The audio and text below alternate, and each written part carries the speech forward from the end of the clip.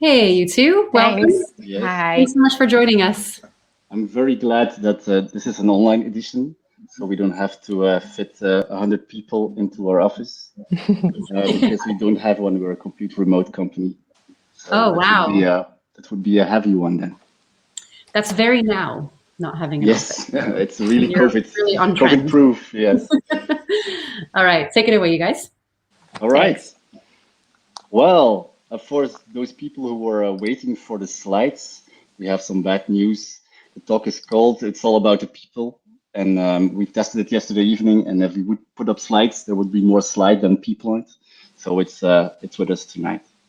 My name is Hannes. I'm a lead designer and the founder of Smooth Sailing, and I have the great honor to tell the beautiful story that we provided, that we created together with Flexmill. And I brought with me Michelle, who is the business lead and product manager from Flexmill, who is going to have this talk to me tonight with me. Michelle, how are you doing? I'm fine. Thank you. Still fine. I'm Michelle. I'm business and product lead at Flexmail, which is a fancy name to say that I run Flexmail on a day-to-day basis, and I'm the client in this story. So a bit of a background why we decided to work with Smooth Sailing is that we're situated in a merger between us, which was Flexmail, and our main competitor, which was at that point Ademar. So we had to merge two teams and two platforms. We are not a startup. Flexmill has existed for more than 10 years.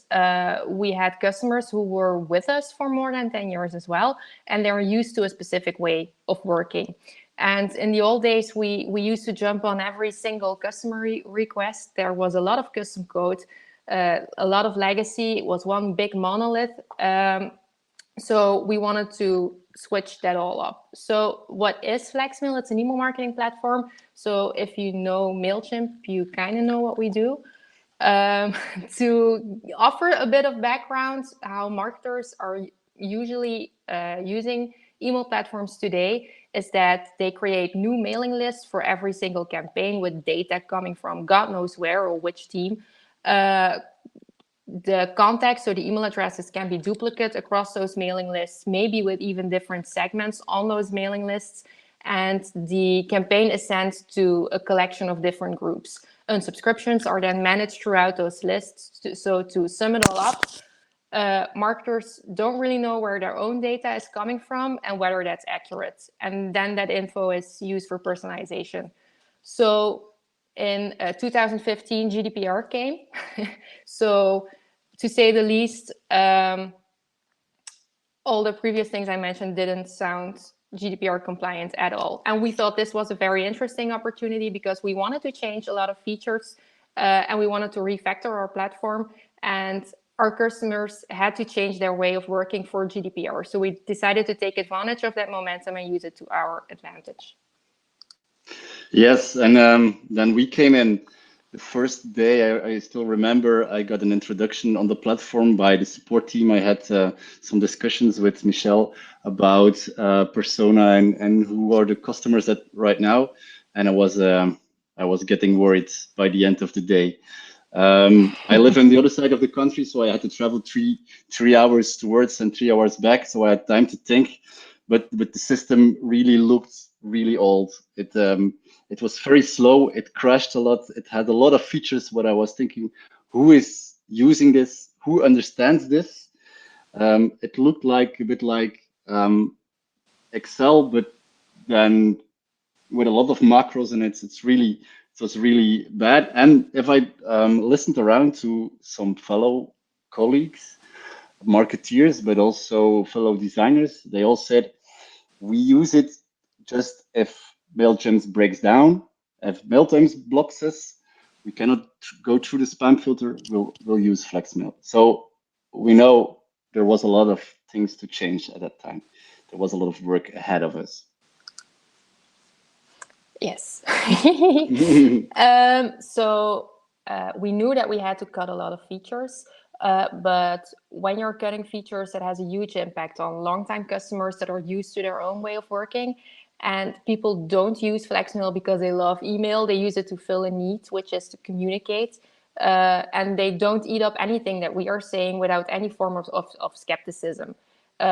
So we are not a startup. You need to take concerns of those customers at heart, because it can have a big impact on your turnover if you get it wrong.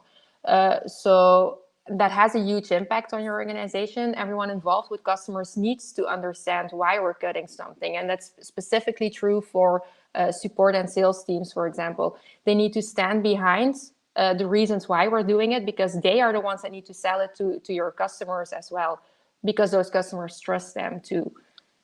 So support knows if things go wrong, and you need to take their knowledge with you and really let them know that you're listening. They know a lot of your customers personally. They know what's important to them, and that support team is an important source of information. So that support team can really be your friend, basically. As soon as they see possible problems arise, you need to be sure that they tell you, and not just tell you what is going wrong, but also why. What's the background behind those numbers that you're seeing? So do make sure to put their views in perspective as well, because they cannot be your only source of information. They only hear the most happy and the most frustrated customers. There's a huge base that gets on just fine without support that you could be missing. And usually that's your ideal customer, because they have more moderate needs, basically. Yes. When we dove into the project, there was, of course, a lot of information coming from the support people, but we also talked to the salespeople. What are the reasons why people, users, are buying or paying for Flexmill? What were the unique selling points for the software? And it was mostly about being local and having a local support. There was the GDPR thing going on all the time, so they wanted something that was not in the States but really near. And they would, when they have a problem, which was normal with that kind of really cluttered interface, there was a really good support team behind it. But we did more than that. We dove into the numbers, what features were used a lot, and which one could be cut. And some things like, for instance, A/B testing wasn't used at all, but was very important for sales to get a customer convinced that they could buy it, because one day they will need A/B testing. Yeah, well, marketers say that they do A/B testing, but they don't really do. It's a myth. Yes. So if you ever work for an email marketing platform, you need A/B testing. And then we also did, of course, a lot of interviews with a lot of clients, all different type of clients. Based on the data we got of the usage, we could define some persona, and we tried to have as much interviews as possible to see what they use and why they use it and what context they use it, and if we would cut something, what would happen. And this brought us to kind of an idea what would steps be before changing that platform. What would be the first feature to fix? What would happen with the navigation? What features would be more hidden? Which ones would be cut entirely? And what would be instead of that? And that this all happens within a small group of people. Michelle as a decision taker, me as the lead for the research, also CTO, technical people involved. But it's still a little island within the whole Flexmill team. So it was very important on a regular basis to inform them, to do presentations like this, to make friends within the team, to talk a lot with developers, to eat together, and to explain what we have been doing and why changes would be coming up. Because the changes would not only be for all the customers, but to also be for the team. The support have to think in a different way. Sales have to tell a different story. The engineers will go through a big change. So there is one legendary video that still wanders around even after 2-3 years of me explaining in a very bad English on what the plan will be for the coming years. And that one really stuck. Yeah. Well, it stuck because you used their own arguments and their own concerns in that video. Right. Good one. I'll keep that one. Um, there was two designers. There still are no, there were three designers. Three designers. There were two designers, Araf and Wim, and they worked on the platform before, but they also were focused on the public website and creating a design emails mostly, but there was not really a UX role in the team. So we during the sessions we did and during the change we made, really were on the lookout for a good UX profile. And because I teach also in Genk at Luca, we found the lovely Girbeau, who we could take first as an intern, and then started bringing him in and all the processes and bringing him up to speed. So even before he graduated, he could start working and could kind of take over my job or the smooth sailing's job and really help the team out. Yeah. Another big part is the engineering team. While product management is often the greatest ally developers can have, there is some inherent tension between the two. We usually want as many features in the product as possible, while developers typically don't want to be held accountable for fulfilling unrealistic expectations of what we can accomplish in a single product release. So we had to combat that conflict as well. And I want to use a quick metaphor.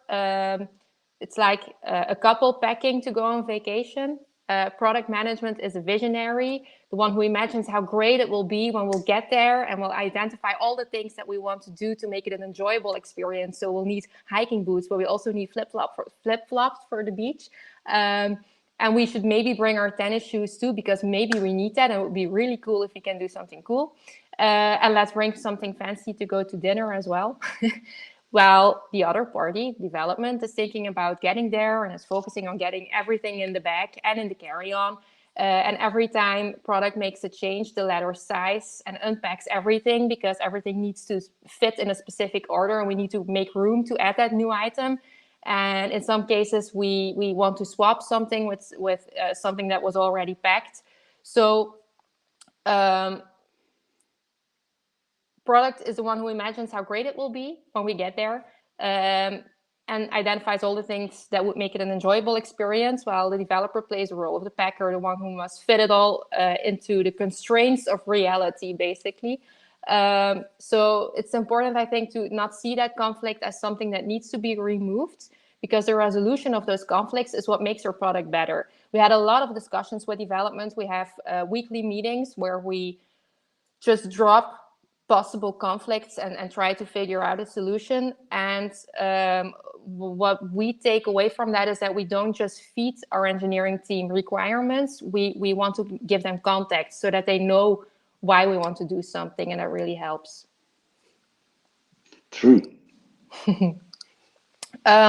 Also, what is really important in that, and also because we went through a merger of two different teams, is that teamwork requires trust between all employees. And to succeed, you need to make sure that you have an open culture where every team member feels valued, where they feel that they can contribute something valuable, and that they're being heard. So it's essential that you shape a culture that fits you, where everyone feels safe to raise those concerns, and that there is room for discussions. Especially for introverted people, once they think that I will not say that because that sounds stupid, or I will not say that because they think I'm whining again about this concern, then that's really killing for the motivation of the team and for the success of your product as well.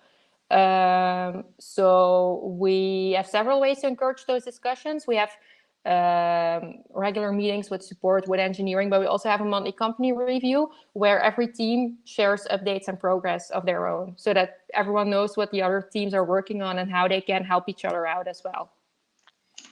Cool. Yeah, I really enjoyed especially the retros where everybody was really open. We just had a release and it went pretty well. But of course, there is some stress involved. It was really good to get these discussions out of the open.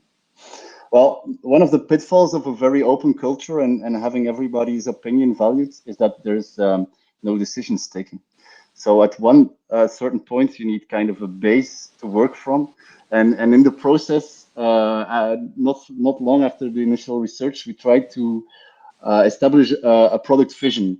What makes us different? What do we want to go for? How do we look at the future of email marketing, and where is our fit? And we really, it was, of course, we didn't bring it on. It was a discussion, and it was based on whatever we saw at that time.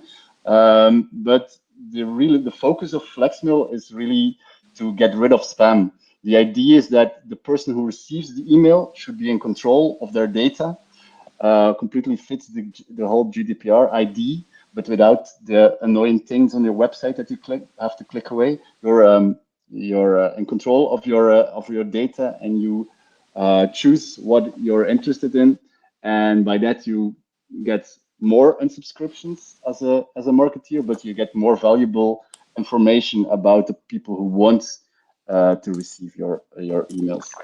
And from that vision, of course, there are some moments that somebody needs to make rough decisions, and we gave the hard task to Michelle. She's having sometimes she just says, okay, now this time is up. We have discussed enough. There's enough contemplating the ifs. We just need to go. And I think it's a really important, it's a key role within an organization. Somebody who says, okay, this is the direction that we're going. This is what we decided together. Let's go for it. One more practical thing, or it's like a more concrete tip that we want to bring or want to give here, something that we introduced there, but we also use it in other projects, is the concept of a feature passport. A feature passport is like a description of a feature of something that you're going to build. In our case, something that you want to change, but we also use it on greenfield projects, so on projects that there is no previous feature yet that you're going to change. And it's a document that all parts of the organization should be able to read. There should be input from sales. There should be frequently asked questions from support, from customers on support. There should be what's the feature about. So the most important parts within a feature passport is that we always start with the value. What is the customer value of this feature? Why are we going to build this anyway? This is really important for engineering, but also for sales to know how to sell it and have a context why you're buying stuff, because not every decision that you have to take while building a product can be taken on the forehand. So having a context and knowing why something is built is really important. We also already put from the beginning in how are we going to measure if this thing is a success, because we know that especially in software, nothing is ready, nothing is finished. We still have to look if it's going well, how should we change, and by measuring success and really putting, okay, Mixpanel should track this and this and this, really helps you out from the beginning while you're building it and making sure that you change it appropriately.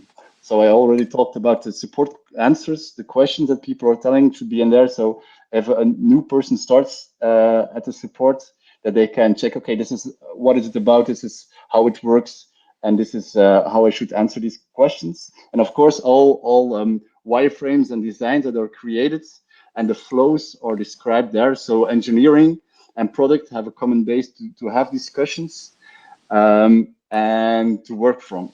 We also say what would be the future of this feature. Most of the time, you cannot build the dream feature at the first release, but if you have discussions already and you have insights, you should put it there so you can, if you're going to rework it or you can build upon it, you can see it.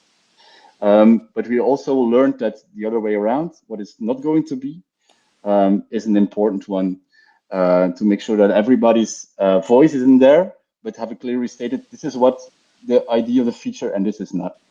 Mm-hmm. Yeah, I think that's... Yeah.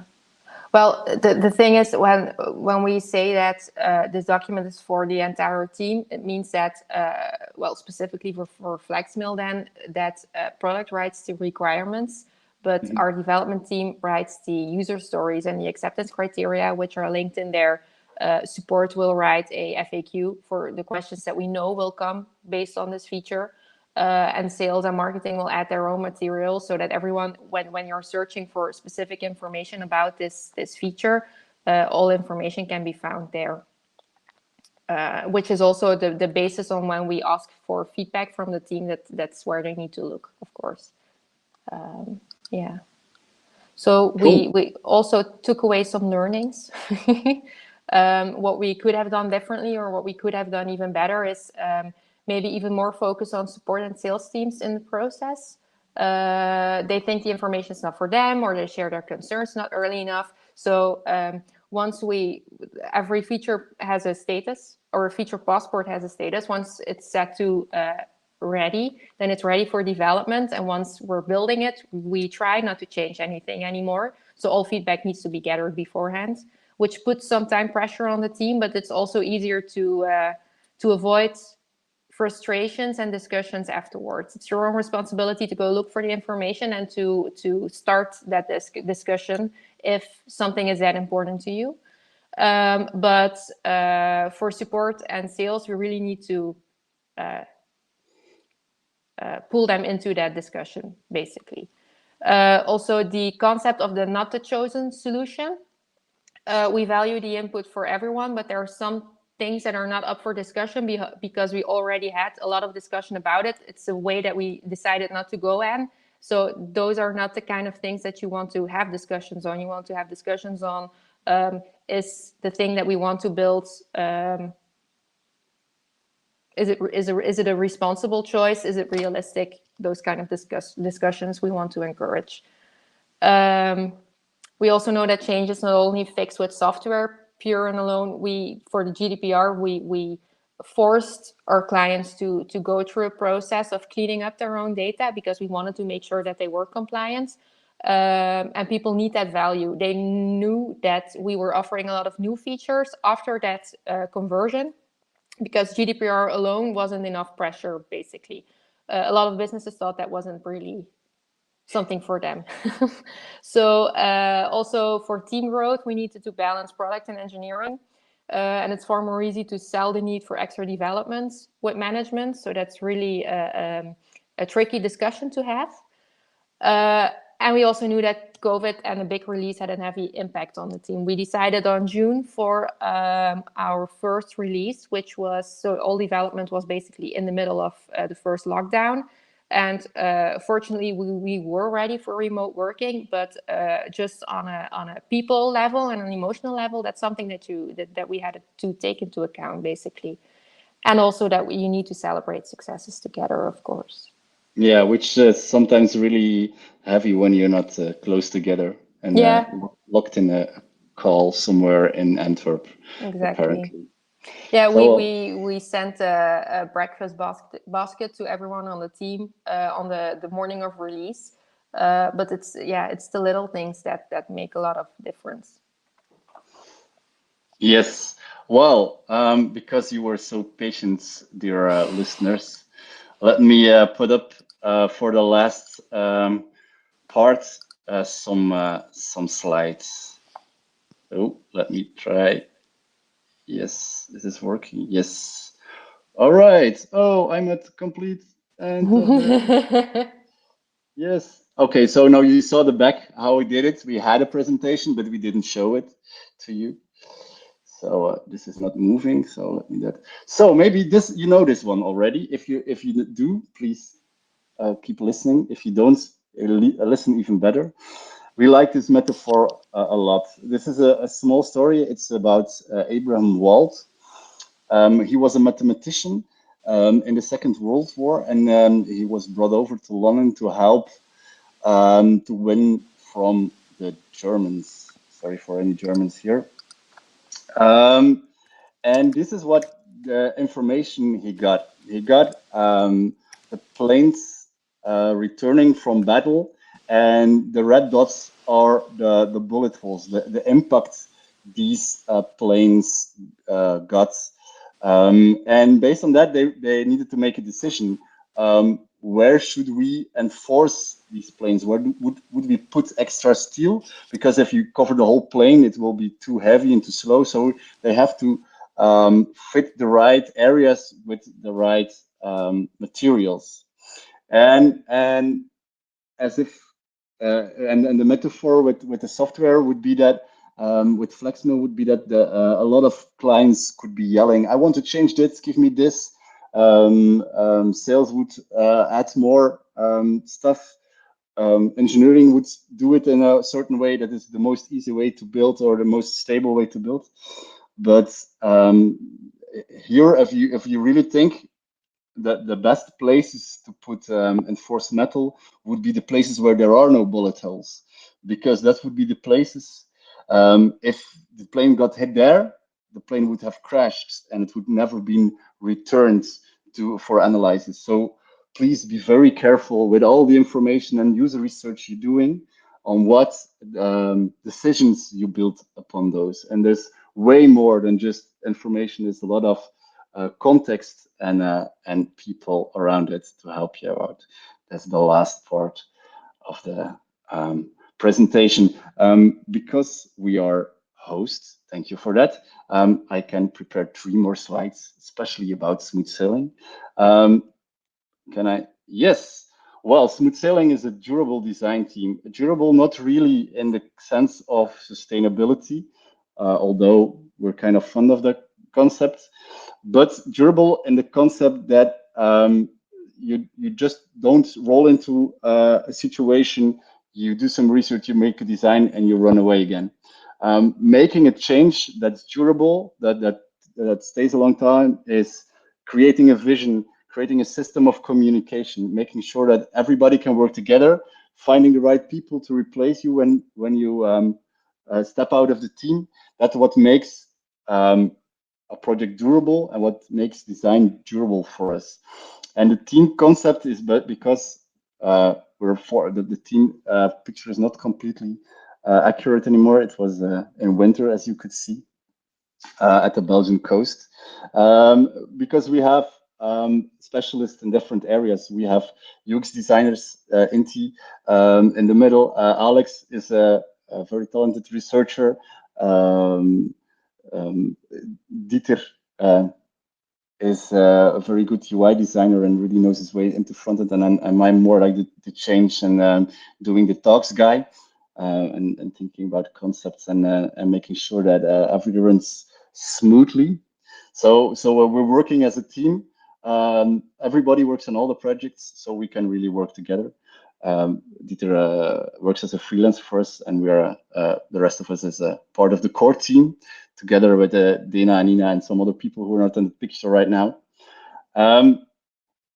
So if you ever get stuck on a boat somewhere in a canal or any other part of software, please give us a call.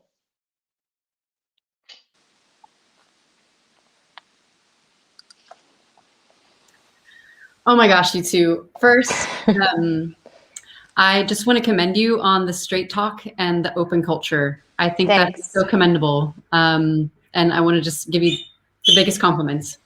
Also, Smooth Sailing, I also want to give you a huge compliment for hiring a graduate of Hack Your Future. As you know, we have a good partnership with them and we love them. And I hope that Dana is thriving at Smooth Sailing. Fantastic. Yes.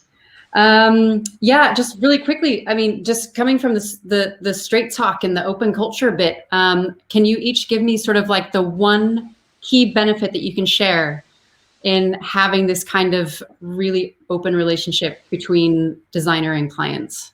Well, for me, which is something that we already discussed as well, we gave each other a feedback talk.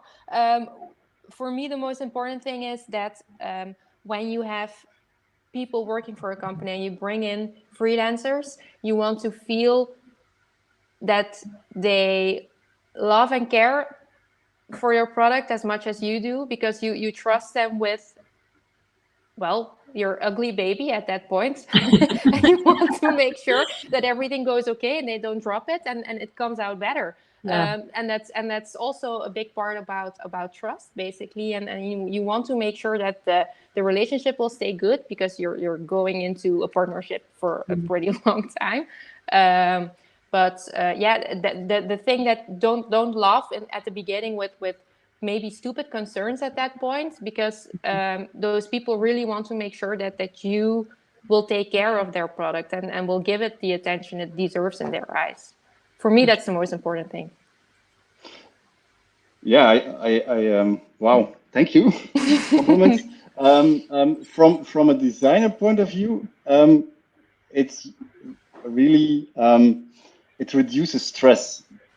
You know, when one part of your job is trying to do good, trying to deliver, trying to make things that work, and by open communication and by prototyping and showing early and having these open discussions, it really reduces your feeling of, oh, they're looking at me and what if I don't deliver, and oh, I'm not going to be on time. And by being open, I think you even go up a notch with the quality, and the stress is completely gone. It's much more fun to work like this than without the open culture. I couldn't agree more. Yeah, seriously. These emoji hands, seriously. Yeah. I have a question from Joanna, excuse me, whichever one it is. How do you deal with encouraging people to also express negative feedback while also educating on how to deal with negative feedback? Well, that's a big thing. If you want discussion and if you want feedback, you need to make sure that you're able to deal with negative feedback as well. And if you're going to take that really personal, then you block off all communication altogether and need to start at the beginning again. There's a book. I think what it's called. It's Radical Candor, which talks about that as well, which I think is a really great book. When you give feedback, you show your people what kind of feedback you think is okay, and that's the kind of feedback that you want to get from your team, and that's something that you can really express to them as well. The way that you handle feedback is the way that your team will handle feedback, and if you handle it in a negative way, then they will too, or they will not give it at all because they don't feel the safety to give it. And it's called Radical Candor, the book? Yeah. Okay, we'll post that in the chat. There was another discussion in the chat around a book called The 5 Dysfunctions of a Team, which I haven't read that one, but maybe that's a bit they talk about healthy conflict on a team and how important it is, which I think is really great. Yeah. The way I think the negative feedback was easier to do was and it was not a pleasant moment, but I started to giving feedback based on demos of engineers. So they were really not used to getting feedback from like an outsider who is talking about what they created. And I started asking difficult questions. I was saying that's not the way to do it. And first there was a little bit of, let's say, silence. Yeah. And then by the next demo, they got kind of used to it. And we got into that system of bi-weekly discussions and really putting problems into the open and say, okay, this is what we think. What's your opinion? And this was kind of a process to get this negative feedback flowing. So is it just sort of setting up that practice and just having it be consistent? Yes, or did you doing it, giving the examples yourself, and let them know that every kind of feedback is okay, because especially in the beginning, the negative feedback is mostly the most important one, because that's where the real concerns lie. And if you show that you do something with that feedback, they will feel more encouraged to give it the next time as well. Sure. It's a lot about showing in the beginning, I think. Yeah. And like the title of the talk, it's all about people. Some people react and have more problem with it. Other ones are really happy that finally they can express themselves.